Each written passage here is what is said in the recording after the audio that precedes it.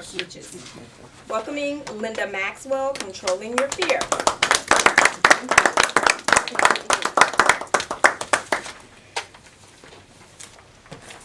Good afternoon, fellow Toastmasters. It's good to see everybody. It's common among experienced speakers and beginning speakers to be a little nervous. It's okay to be a little bit nervous. The key is channeling that nervousness into a positive outcome.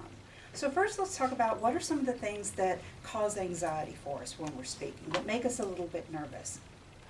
A new situation. Maybe it's a new room, a new stage. Maybe you've got even a new outfit that you're, oh, I'm not sure if I'm comfortable in this. I feel a little bit nervous. New shoes. Maybe it's a new audience. Maybe it's a brand new speech. You've not given this speech before. Those things, any new situation can really cause us to get a little anxious, to become a little bit nervous. Also, I'm going to bomb. I'm going to be lousy. People are going to hate it. I'm not going to do a good job. Your fear of failure causes you nervousness. It does for all of us. I'm going to look stupid. I'm going to be up there and I'm going to be working on my vocal variety or my hand gestures, and I'm just going to really look stupid, and people are going to think I look stupid. That can cause anxiety. Well, I've never really reached out and branched out to use the stage a little bit more. I'm not really comfortable with that. Again, a new situation, but I'm going to look stupid. Everybody's going to be bored. I'm not going to be exciting. My audience is going to think I'm boring. They're going to be looking at their laptops or their iPads, their iPhones, and they're not going to be interested in me because I'm so boring. Those can make us feel nervous, and I think sometimes we all may occasionally have some of those feelings. And what happens when we get nervous, our heart races a little bit more quickly than normal. Our palms get sweaty. I know I have a tendency to sweat. And I've teased about it before, just kind of wring her out. She's a mess. Butterflies in our stomachs. Some people get shaky. Their hands start to shake or their knees start to shake. All of that are symptoms of our anxiety.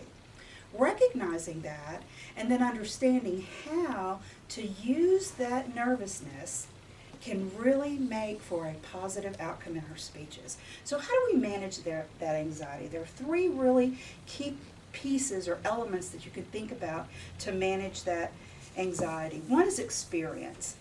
The more you do it, the better you become. The more you get up in front of people, no matter who they are, the better you become at it. The more relaxed you feel. Oh, well, I've done that before. It's kind of the been there, done that sort of thing. I'm not worried about it. I've done that before.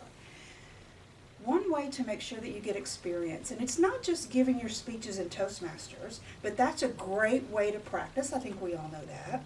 But also, you're in that staff meeting or you're in that other business meeting. Volunteer to give the safety briefing. Volunteer again and again and again. Oh, I gave the safety briefing last time. Every opportunity you take to stand up in front of your audience, and do stand up when you're giving that safety briefing. Safety is important. We all know that with our company. But also, it gives you an opportunity again to accept and return the speaking floor, to work on your vocal variety, work on your eye contact, all of those things, and to do it again and again and again. That's what gives us that experience that we're looking for, so to help us become a lot more comfortable the next time we're up giving a speech. The next time, whether if it's at a podium, if it's just standing at your chair, if it's at the back of the room, the front of the room, wherever you are, doing it again and again, experience really helps us. It's interesting to know, and I guess I don't always think about this, but when I was reading this article, I thought about it. I know that you all know it, but it may be as a refresher to you. Our feelings affect our body. Well, duh, yeah, they do. When we're feeling anxiety, our body reacts. The sweating, the sometimes tears, the tenseness. So, did you know that when you think of something, a visual impression gets stored in your mind as a memory? I didn't know that either. So I'm going to ask you to do something with me today. Close your eyes. And as I walk you through this scenario, I want you to vividly think about this. I mean, seriously think about this. You are called up in front of the audience to give a speech. as you're walking to the stage, the audience members are looking and applauding, welcoming you. Happy to see you. You're smiling. You take a couple of deep breaths before you give your speech. Go ahead, take a couple of deep breaths. All right. You wow them with your opening. You say everything that you wanted to say it perfectly as you wanted to say it. You did not miss a point that you wanted to make in your speech. Your audience is attentive to you. You're making eye contact. And when you complete your speech, your audience roars in applause, confident, excited that you were professional and gave them an exciting speech to carry with them. Now open your eyes. Did you feel that? That felt good. That feel good? Yeah? Are you excited? Absolutely. Do that visualization as often as you may need to engrave those memories in your mind, and that helps you feel comfortable.